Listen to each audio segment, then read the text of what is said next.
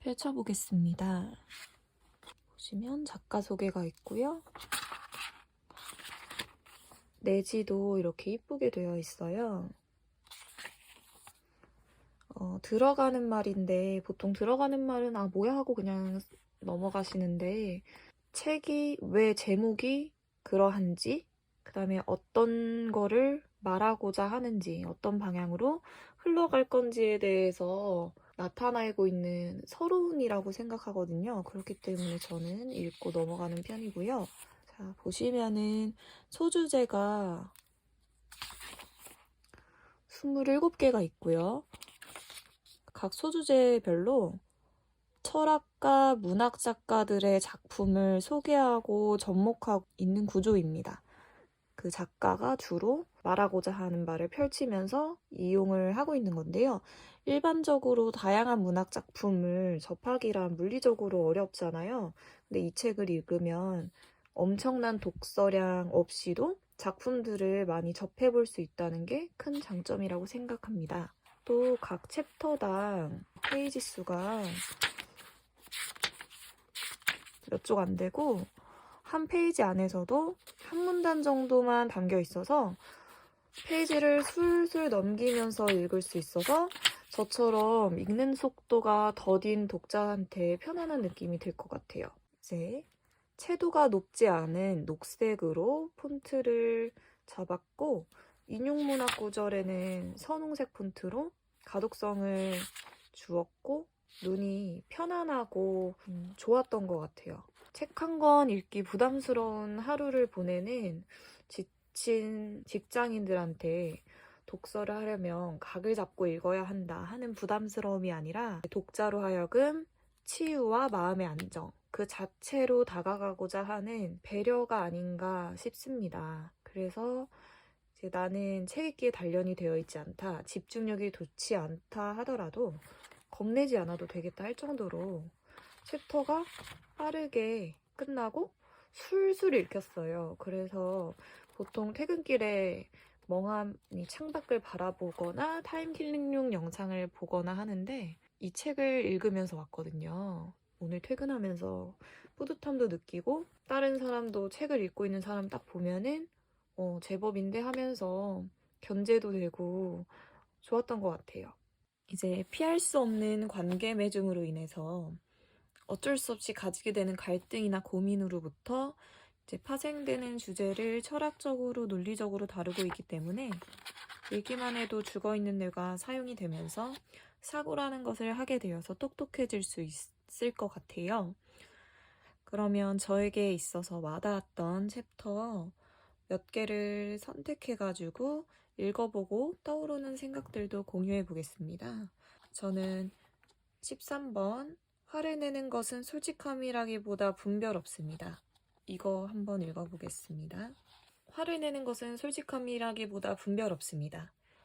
이거를 읽을 때는 제가 먼저 화를 내는 것에 대해서 평소 가지고 있던 생각을 먼저 말을 해보고 글을 다시 읽으면서 또 한번 생각해보는 그런 방식으로 읽어보도록 할게요.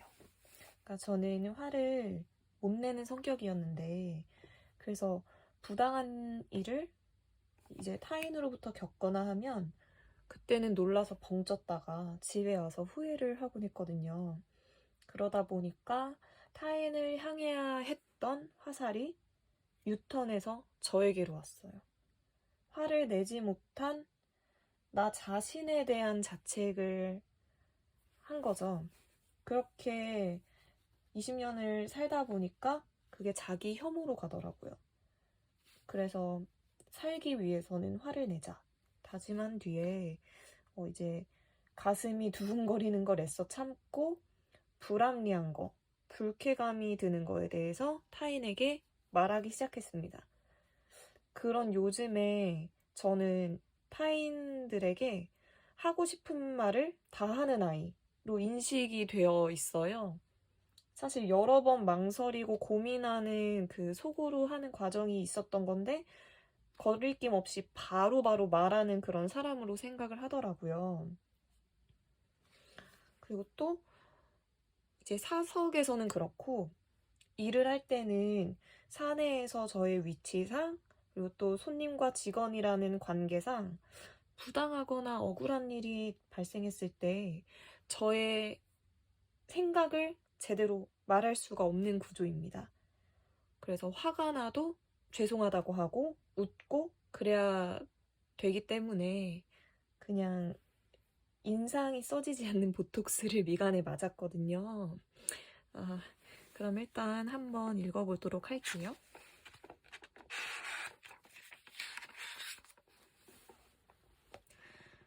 화의 시대다. 화는 여기저기 우후죽순처럼 자라고 쉽게 자란 죽순은 숲을 병들게 만든다. 인간은 인간에 대해 늑대다 라는 플루타르코스의 철학이 되살아나고 있는 듯 보인다. 얼굴 없는 파괴의 욕망, 화는 인과의 고리를 무시한 채 불특정한 타인들을 향해 독품은 화살처럼 무섭게 날아다니고 있다.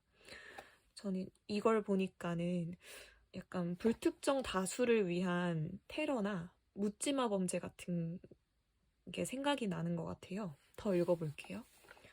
과거에는 상대방이라는 분명한 화의 원인이 존재했고 그것만을 향해 화를 쏘면 됐다. 하지만 지금은 그렇지 않다는 사실이 더 무섭다. 그 화살이 나만을 비켜갈 리가 만무하기 때문이다. 맞아요. 이 불특정 범죄나 이런 거의 대상이 길 가다가 제가 될 수도 있는 거니까. 또 요새는 사람들이 이렇게 멀쩡해 보이다가도 갑자기 돌변하는 경우가 많잖아요.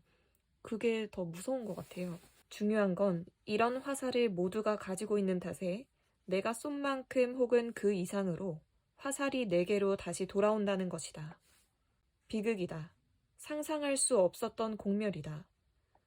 그런데 더 큰 비극은 화가 결코 사라질 수 없다는 점이다. 화를 쏘는 사람들은 하나같이 나는 아무 잘못도 없다.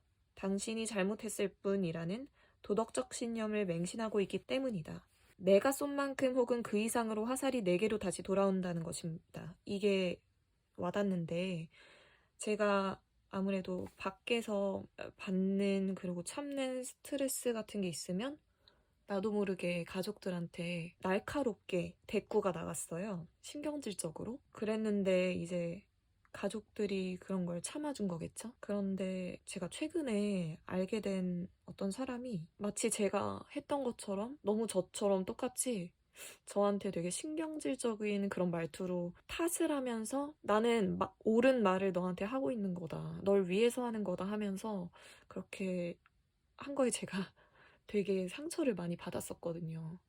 그러면서도 동시에 이게 내가 했던 걸 그대로 벌을 받는구나. 이런 생각이 그때 많이 들더라고요.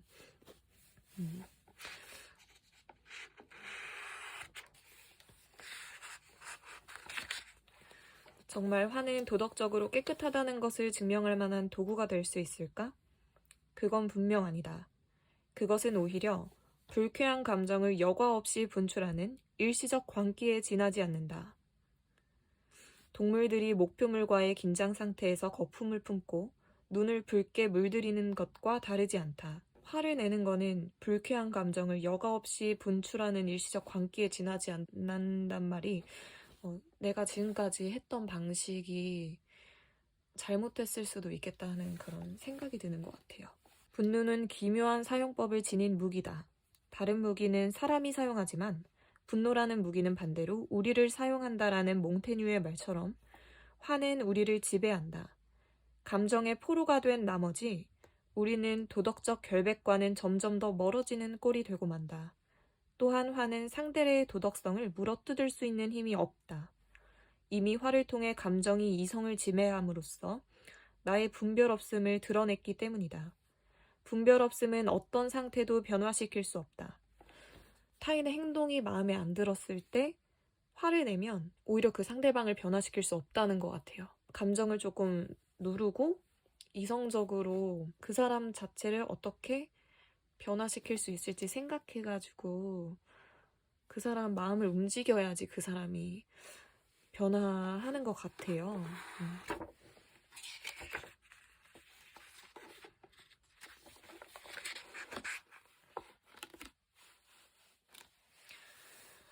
하지만 화가 정상의 범위를 넘어 필요 이상으로 가득 차게 되면 반드시 외부를 향해 빠져나갈 수밖에 없다.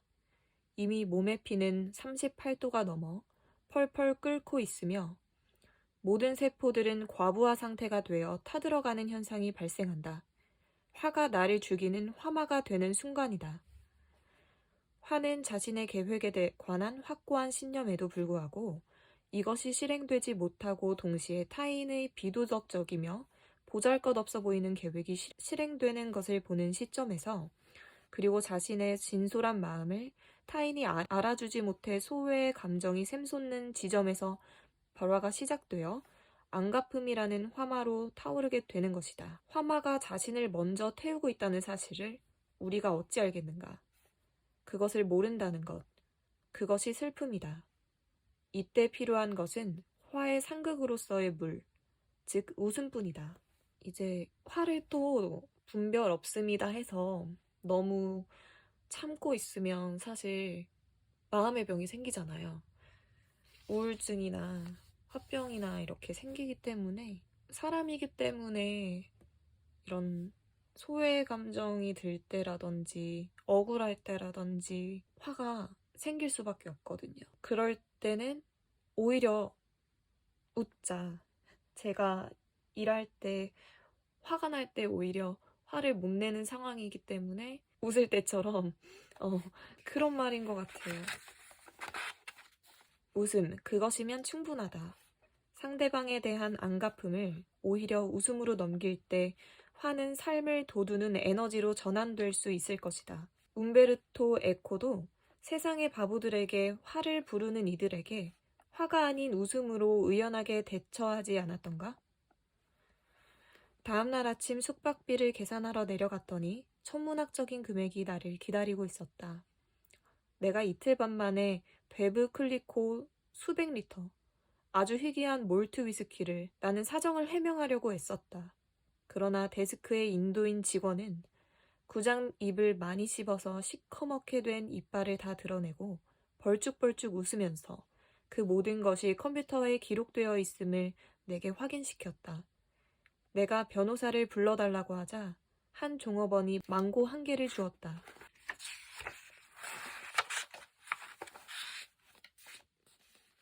웃음이 화를 이긴 순간이다. 어이없음에 대한 본능적인 웃음이 솔직함이 아닐까. 아니, 솔직함 그 이상의 초월점이 웃음일 것이다. 저는 가끔 이제 상처를 받았을 때 사회에서 타인과 소통하면서 상처를 받거나 아니면 일하다가 상처를 받았을 때 너무 화가 나거나 그랬을 때는 말을 못해요. 내가 이런 일이 있었다고. 그러다가 이게 많이 치유가 되면은 이제 친구들이랑 얘기하면서 유쾌하게 이야기를 풀어나가면서 별거 아닌 것이 되어서 얘기를 막 하거든요. 그럼 애들도 너무 재밌다고 하고 아마도 화를 더 뛰어넘은 그 이상이 웃음인 것 같아요. 초월이 맞는 것 같아요. 웃음을 위에 두고 화를 밑에 두자. 그러면 웃음은 끝없이 길어낼 수 있고 누구든 쉽게 공유할 수 있는 긍정의 감정이 될 수 있다. 이럴 때 웃음은 확장과 역설의 미학이 된다. 일부러라도 웃으면 좋다고 하는데 사실 저는 그렇게까지는 되진 않고 시간이 좀 지나면 되는 것 같아요. 네, 웃는 것도 어찌 보면 습관이고 화내는 것도 습관이어서 아리스토텔레스도 니코마코스 윤리학에서 최고의 목적을 최고의 선의 상태인 행복에 두고 있다. 여기서 행복의 그리스어를 풀어보면 습관을 기르는 것 혹은 끄집어내는 것이다. 이처럼 행복을 만들어내기 위한 실천은 반복이 만든 습관이며 이것이 행복의 상태에 이르게 할 수 있다는 것이다. 화도 습관이며 웃음도 습관이다. 화의 통제와 웃음의 습관화만이 우리를 행복에 이르게 할 수 있을 것이다. 어떻게 하면 행복해질 수 있을까? 제가 요 근래 생각을 많이 하고 있었는데 이렇게 한번 해봐야 될 것 같아요.